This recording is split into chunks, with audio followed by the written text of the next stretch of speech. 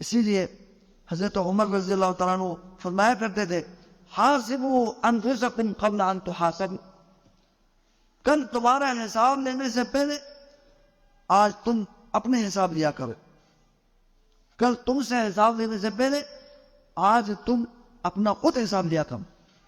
وزنوا اعمالکم قبل ان توزنوا، کل تمہارے اعمال کو، اچھے برے اعمال کو وزن کرنے سے پہلے، ترازو میں تولنے سے پہلے آج ہی تم اپنے اعمال کو تولا کرو تو پھر تمہیں فائدہ ہو۔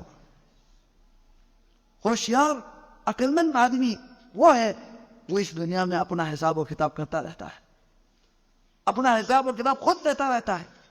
الکیس من دان نفسہ، ہوشیار وہ ہے جو آج دنیا میں جب زندہ ہے، صحت کی حالت میں ہے، وہ کیا کرتا ہے؟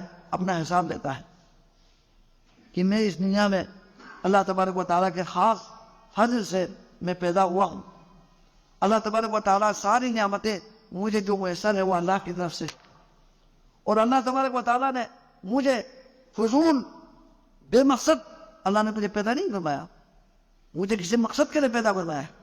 وہ مقصد کیا ہے؟ اللہ کے اطاعت ہے، اللہ کی عبادت ہے۔ وہ ہمیشہ اپنا حساب لیتا ہے۔ الکنیس من دان نفسہ، ہوشیار وہ ہے جو عقلمند وہ ہے جو اپنا حساب لیتا ہے۔ وعمل لما بعد الموت، اور موت کے بعد کام آنے والے جو اعمال ہے وہ کرتا رہتا ہے۔ یہ اپنا حساب لینے، اور موت کے بعد، مرنے کے بعد جب اکیلا قبر میں جائے گا وہاں جو عامل کو ملنا ہے اس کے بارے میں وہ سوچتا ہے۔ آج جو بھی ہم دنیا میں محنت کر رہے ہیں، ہمارے دوڑ لگے ہوئے ہیں، کما رہے ہیں، وہ سب کس کے لیے؟ یہ دنیا کے لیے۔ لیکن جب انسان مر جائے گا تو اس کے ساتھ کیا جائے گا؟ جو اس کو ملے گا کیا؟ اس کو ملے گا صرف اس کا عمل ملے۔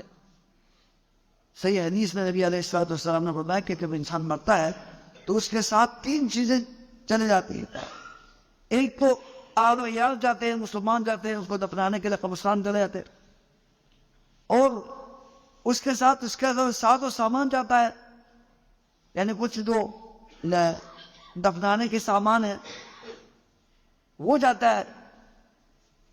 تو لوگ ہیں اور جو اس کا جو ساز و سامان جو اس کے دفنانے کے لیے جو ضرورت ہے وہ ساری چیزیں واپس آ جاتی ہیں، لوگ واپس آتے ہیں، اور اس کے ساتھ صرف ایک چیز باقی رہے گی، وہ کیا ہے؟ اس کا عمل رہے۔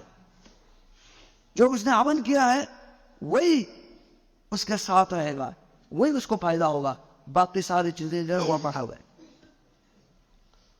تو ہوشیار اور عقلمند وہ ہے جو آج اپنا حساب و کتاب لیتا رہے اور آخرت میں کام آنے والا کوئی کام کر کے جائے۔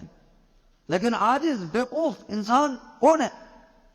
بیوقوف انسان وہ ہے جو اس دنیا میں اپنے خواہشات نفس کے پیچھے پڑتا ہے، اس کے پیچھے جاتا ہے۔ والعاجز من اتبع نفسه وهواه، اپنے خواہشات کے پیچھے وہ بھاگتا ہے۔ اور وہ تمنا علی اللہ الامانی، اور اللہ تبارک و تعالیٰ پر بھی بہت زیادہ تمنائیں کرتا ہے کہ اللہ تعالیٰ مجھے بخش دے گا، اللہ بخش دے گا۔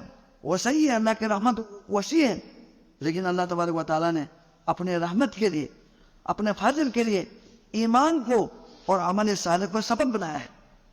اسی سبب کے مطابق اللہ تبارک و تعالیٰ اجر و ثواب دے گا۔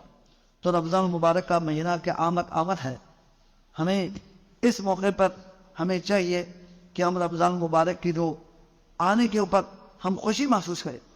اگر کوئی خوشی محسوس کر رہا ہے، اللہ کا شکر ادا کر رہا ہے، یہ اللہ کا شکر ادا کر رہا ہے کہ وہ کہتا ہے کہ میں اللہ کا شکر ادا کرتا ہوں، اللہ تعالیٰ مجھے دوبارہ رمضان مبارک عطا کر رہے ہیں، اس کو خوشی ہو رہی ہے، اس کے لیے اس کا ایمان مبارک ہو، اس کے اندر ایمان زندہ ہے۔ اور جو کہتا ہے کہ اب رمضان آ گیا، اب ہمیں تو کوئی کام ہمارا نہیں ہوگا، ہمیں تو بس اس رمضان کے دن روزہ اور اس کے دن اس کے ساتھ ساتھ مسجدوں میں آنا جانا، نعوذ باللہ، اس طرح کے اس کے اوپر بوجھ بنتا ہے، تو بوجھ بنتا ہے تو اس کے لیے توبہ استغفار کرنے کی ضرورت ہے۔ اس کے لیے اپنے ایمان کے پر نظر ثانی کی ضرورت ہے۔ رمضان مبارک کو انتہائی خوشی کے ساتھ اس کا استقبال کرنا چاہیے۔